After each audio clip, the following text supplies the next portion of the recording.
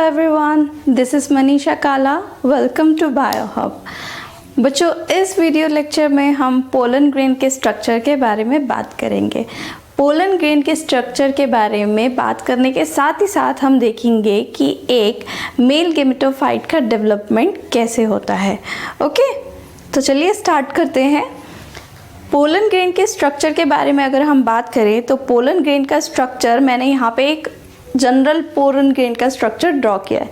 ठीक है, तो यहाँ पे समझते हैं कि पोलन ग्रेन का स्ट्रक्चर कैसा होता है, इसमें क्या क्या फीचर्स प्रेजेंट होता है। ठीक है, पोलन ग्रेन के स्ट्रक्चर की अगर हम बात करें तो पोलन ग्रेन का जनरली जो ये स्ट्रक्चर होता है ये स्फेरिकल स्ट्रक्चर होता है। ठीक है, क्या होता है पोलन ग्रेन का स्ट्रक्चर?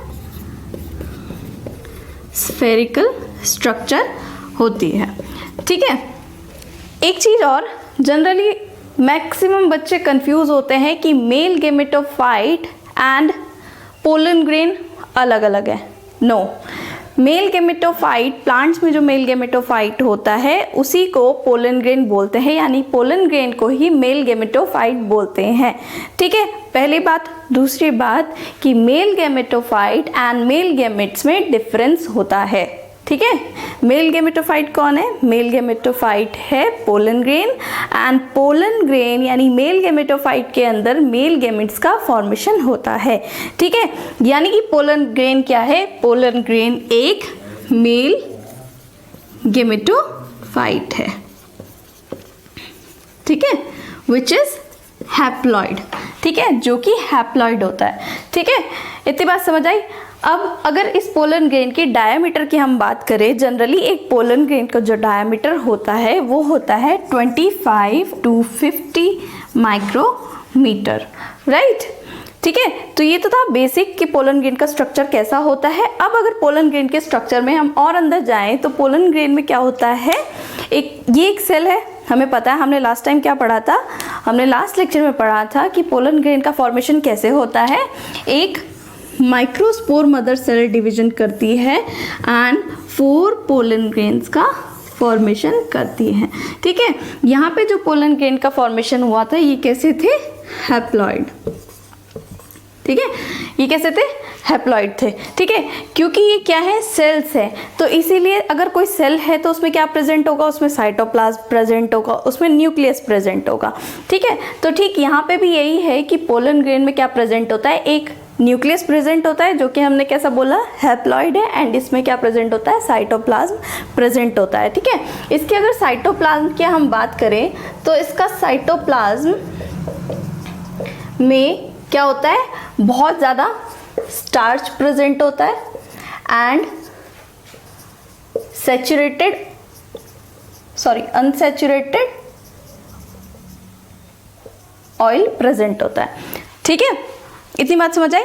उसके बाद अगर पोलन ग्रेन की हम कवरिंग की बात करें कि पोलन ग्रेन को जैसे कि एक सेल को प्लाज्मा मेम्ब्रेन कवर करती है। ठीक है, यहाँ पे भी प्लाज्मा मेम्ब्रेन के साथ साथ पोलन ग्रेन को एक वॉल के थ्रू क्या होता है? चारों तरफ से कवर होता है जो उसे प्रोटेक्शन प्रोवाइड करता है। ठीक है, अगर यहाँ पे पोलन ग्रेन की वॉल की हम बात करें तो यहाँ पे इस वॉल में 2 लेयर्स प्रेजेंट होती है। एक लेयर प्रेजेंट होती है आउटर साइड, एक प्रेजेंट होती है इनर साइड। ठीक है, इनर लेयर की अगर हम बात करें तो इनर लेयर को बोलते हैं इंटाइन। ओके, क्या बोलते हैं? इनर लेयर को बोलते हैं इंटाइन। इंटाइन की अगर फंक्शन की बात करें, पहली बात, इंटाइन जो लेयर होती है ये बहुत थिन लेयर होती है। कैसी होती है? Thin layer. ठीक है, ये लेयर किसी भी मटेरियल को आउटसाइड से अपनी सेल के अंदर आने देती है, किसी को भी रोकती नहीं है। ठीक है, ज़रूरी जितने भी सब्सटेंसेस की रिक्वायरमेंट एक पोलन ग्रेन एक सेल को होती है वो उसे सेल में आने देती है। ठीक है, इसीलिए कैसी होती है? थिन होती है। साथ ही साथ ये हेल्प करती है डिफरेंट मटेरियल्स को एब्जॉर्ब करने में। जब क्या होता है कि पॉलिनेशन के बाद आपको पता है एक फीमेल रिप्रोडक्टिव ऑर्गन यानी कि एक पिस्टल का एक डायग्राम देखें तो ये क्या है? ये स्टिग्मा है। ये क्या है? एक स्टिग्मा है। जब क्या होता है पोलन ग्रेन इस स्टिग्मा पे जाते हैं तो क्या करते हैं, यहाँ पे जाके सबसे पहले क्या करते हैं, स्टिग्मा से न्यूट्रिएंट्स को एब्जॉर्ब करते हैं, ठीक है। एंड इस न्यूट्रिएंट को एब्जॉर्ब करने का काम ही कौन करता है, ये इंटाइन करती है, यानी कि ये न्यूट्रिएंट्स को एब्जॉर्ब करके स्वेल हो जाती है, फूल जाती हैं, ठीक है। और साथ ही साथ क्या करती है, पोलन ट्यूब का फॉर्मेशन करती हैं, ठीक है। क्या करती हैं, पोलन ट्यूब के फॉर्मेशन में हेल्प करती है, ठीक है।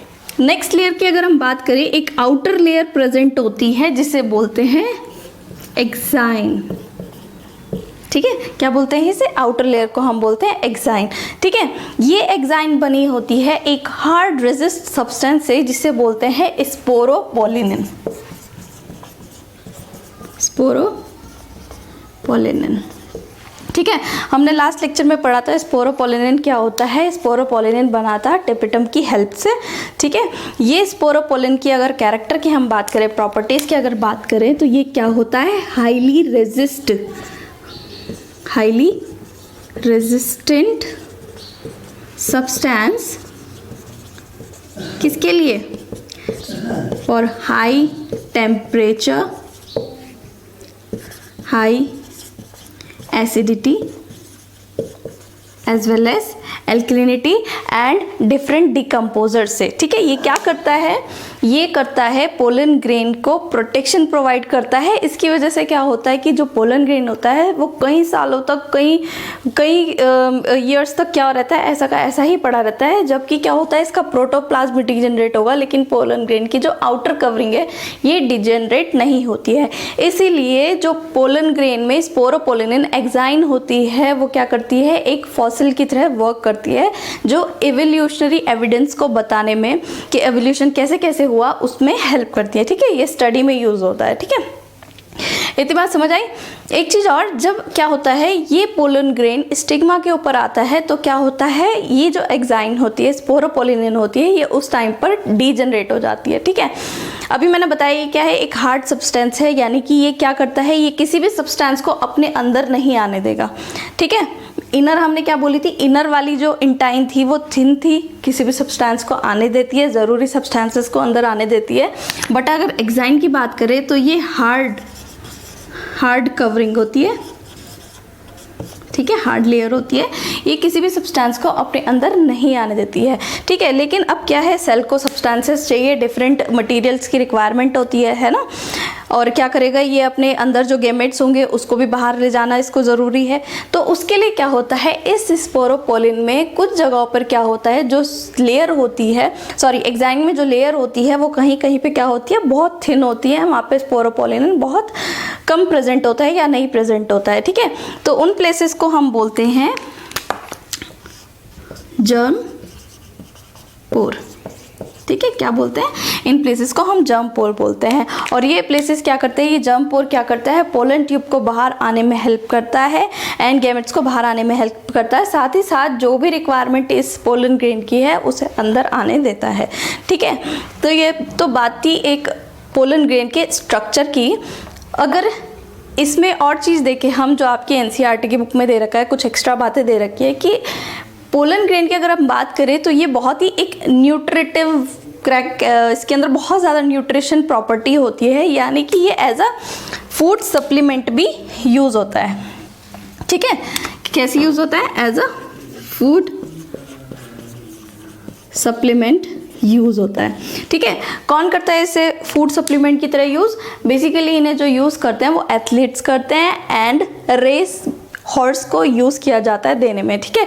और अगर फॉर्म की बात करें कि ये किस फॉर्म में दिया जाता है, तो ये बेसिकली टैबलेट्स एंड सिरप की फॉर्म में एथलीट्स एंड रेस हॉर्स को दिया जाता है, क्योंकि इसकी न्यूट्रिटिव प्रॉपर्टी बहुत ज़्यादा होती है इसीलिए, ठीक है। और अगर बात करें कि पोलन ग्रेन से कुछ डिसऑर्डर्स की क्या होता है, कुछ लोगों को पोलन ग्रेन से एलर्जी होती है, ठीक है। उन्हें पोलन ग्रेन सूट नहीं करते, उनको एलर्जी हो जाती है उनसे, ठीक है, यानी कि उन्हें एस्थमेटिक प्रॉब्लम हो जाती है, रेस्पिरेटरी डिसऑर्डर हो जाते हैं, ठीक है। इसी का एक बहुत अच्छा एग्जांपल है कि कौन से प्लांट में, कैरेट ग्रास, यानी कैरेट ग्रास के जो पोलन ग्रेन होते हैं उससे क्या होता है, कई लोगों को एस्थमा की, रेस्पिरेटरी डिसऑर्डर की प्रॉब्लम हो जाती है, ठीक है। तो ये तो बात थी एक पोलन ग्रेन की। अगर पोलन ग्रेन की आउटर कवरिंग की बात करें तो ऐसा नहीं है कि हर पोलन ग्रेन की जो आउटर कवरिंग होती है वो सिमिलर होती है, ठीक है। आपने एनसीईआरटी की बुक में देखा होगा कि क्या है, हर पोलन ग्रेन का डायग्राम अलग है, लेकिन हमने यहाँ पे क्या देखा है, एक जनरल पोलन ग्रेन का जो स्ट्रक्चर होती है वो कुछ ऐसी होती है, ठीक है। डिफरेंस क्या होता है, जो पोलन ग्रेन की आउटर कवरिंग होती है वो डिफरेंट स्पीशीज में डिफरेंट होती है, ठीक है। ये वेरी करती है कि पोलन ग्रेन को ले जाने का काम कौन कर रहा है, वो विंड के थ्रू हो रही है या किसी एजेंट के थ्रू, किसी एनिमल के थ्रू हो रही है, ठीक है। जैसे इस पोलन ग्रेन की अगर हम बात करें तो इस पे क्या है, स्पाइन्स लाइक स्ट्रक्चर्स प्रेजेंट है। तो यानी कि ये स्पाइन लाइक स्ट्रक्चर क्या करेंगे, किसी भी एनिमल या किसी भी इंसेक्ट पे क्या होंगे, स्टिक हो जाएंगे, और स्टिक होने के बाद क्या हो गई, ये स्टिग्मा तक पहुंचने में हेल्प होती है इनकी, ठीक है। अगर बात करें कि जो एयर के थ्रू पोलन ग्रेन्स पोलिनेट होते हैं वो कैसे होते हैं, सिंपल सर्कुलर, उन्हें स्पाइन्स की ज़रूरत नहीं होती, ठीक है। उस केस में क्या होता है, जो स्टिग्मा होती है वो फेदरी होती है, स्टिकी होती है, ठीक है। तो और एक चीज़ और बात करते हैं कि जो स्पोरोपोलिन होता है, कभी कभी क्या होता है, इसके ऊपर पोलन किट भी प्रेजेंट होती है, ठीक है। स्पोरोपोलिन के ऊपर क्या प्रेजेंट होती है, पोलन किट प्रेजेंट होती है। अब ये पोलन किट क्या है, पोलन किट क्या होता है, ये स्टिकी येलोइश सब्सटेंस होता है जो पोलन ग्रेन को स्टिग्मा पे स्टिक होने में हेल्प करता है, ठीक है। तो ये क्या है, पोलन किट होती है, ठीक है। अब देखते हैं कि मेल गैमेटोफाइट का डेवलपमेंट कैसे होता है, ठीक है। ये तो एक जनरल हमारा क्या था, पोलन ग्रेन का स्ट्रक्चर था, ओके।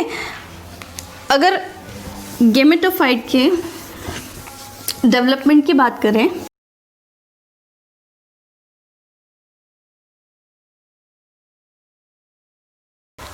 क्या होता है कि ये पोलन ग्रेन जो है, इसमें जो न्यूक्लियस प्रेजेंट है ये क्या करता है, ये करता है माइटोटिकली यानी माइटोसिस करके डिवीजन करता है।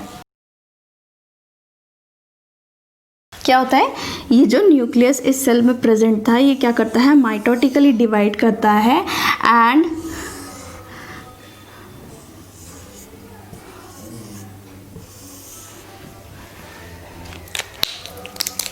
टू सेल्स का फॉर्मेशन करता है, ठीक है। एक न्यूक्लियस की अगर हम बात करें,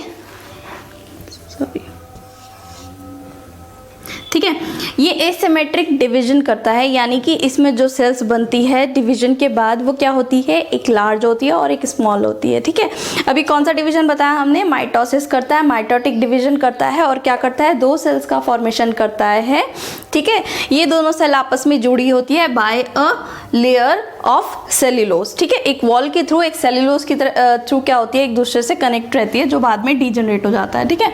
इसकी अगर एक सेल की बात करें तो एक सेल लार्ज होती है जो फूड मटेरियल को रिजर्व करती है, ठीक है, और जो उसका न्यूक्लियस होता है वो कैसा होता है, इरेगुलर होता है। इस सेल को बोलते हैं वेजिटेटिव सेल, वेजिटेटिव सेल, ठीक है। दूसरी सेल जिसका न्यूक्लियस स्मॉल होता है एंड इसका जो न्यूक्लियस होता है वो कुछ स्पिंडल शेप होता है, ठीक है। कैसा होता है, स्मॉल होता है, स्पिंडल शेप होता है। इस न्यूक्लियस को बोलते हैं जनरेटिव, इस सेल को बोलते हैं जनरेटिव सेल, ठीक है। इतनी बात समझ आई। जनरेटिव सेल इसे इसलिए बोला क्योंकि यही क्या करेगा, ये मेल गैमेट्स का फॉर्मेशन करेगा, ओके। क्या करेगा, जनरेटिव सेल ही क्या करती है, मेल गैमेट्स का फॉर्मेशन करती है, यानी कि नेक्स्ट जनरेशन का फॉर्मेशन करेगी। वेजिटेटिव सेल किसी भी मेल गैमेट का फॉर्मेशन नहीं करती है, ये सेल हेल्प करती हैं पोलन ट्यूब के फॉर्मेशन में, ठीक है। इसीलिए इस सेल को ट्यूब सेल भी बोलते हैं। इतनी बात समझ आई। हमने क्या कहा कि मेल गैमेटोफाइट का डेवलपमेंट कैसे होता है, जो कि पोलन ग्रेन होता है उसमें क्या होता है, माइटोटिक डिवीजन होता है, यानी कि माइटोसिस होता है एंड टू सेल्स का फॉर्मेशन होता है, ठीक है। एक सेल लार्ज होती है, एक स्मॉल होती है। लार्ज सेल में प्रेजेंट जो न्यूक्लियस होता है वो इरेगुलर शेप होता है एंड जो ये सेल होती है ये लार्ज होती है तो इसमें फूड मटेरियल रिजर्व रहता है, ठीक है। तो दूसरी सेल जो स्मॉल रहती है उसका जो न्यूक्लियस होता है वो कैसा होता है, स्पिंडल शेप होता है, ठीक है। और यही क्या करता है, मेल गैमेट्स का फॉर्मेशन करता है, ठीक है। इतनी बात समझ आई। कुछ टाइम बाद क्या होता है, मैंने बताया ये जो बीच में cell present, cell wall present थी, ये क्या हो जाती है, डीजनरेट हो जाती है। एंड क्या होता है, ये जो न्यूक्लियस होता है जनरेटिव सेल का, ये क्या करता है, वेजिटेटिव सेल के साइटोप्लाज्म में फ्लोट करता है। ठीक है, इतनी बात समझ आई? ठीक है, तो ये था डेवलपमेंट ऑफ मेल गेमेटोफाइट। ठीक है, बहुत इजी है समझने में, कोई रॉकेट साइंस नहीं है। हमने क्या पढ़ा, हमने पढ़ा है कि पोलन ग्रेन का स्ट्रक्चर कैसा होता है। इसमें 2 लेयर्स होती है, एक्साइन, इंटाइन। इसमें न्यूक्लियस प्रेजेंट होता है, साइटोप्लाज्म प्रेजेंट होता है। डेवलपमेंट की अगर बात करें तो क्या होता है, माइटोसिस होता है और 2 सेल्स का फॉर्मेशन होता है। एक लार्ज सेल होती है, एक स्मॉल सेल होती है। लार्ज सेल का न्यूक्लियस इरेगुलर होता है, स्मॉल सेल का न्यूक्लियस जो होता है वो स्पिंडल शेप होता है। एक सेल को हमने कहा वेजिटेटिव सेल, दूसरी सेल को हमने कहा जनरेटिव सेल।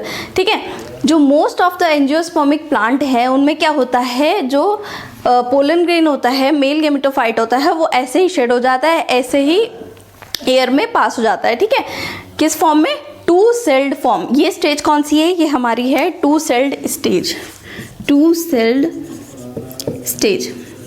ठीक है, रिमेनिंग कुछ पोलन ग्रेन्स, कुछ प्लांट्स में क्या होता है, ये जो नीचे वाला न्यूक्लियस जनरेटिव सेल है, ये क्या करती है, फर्दर डिवाइड करती है एंड 2 सेल्स का फॉर्मेशन करती है। ठीक है, एंड इस स्टेज को 3 सेल्ड स्टेज बोलते हैं।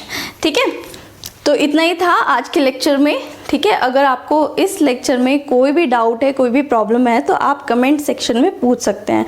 And if you like my video, please like, share and subscribe. Thank you.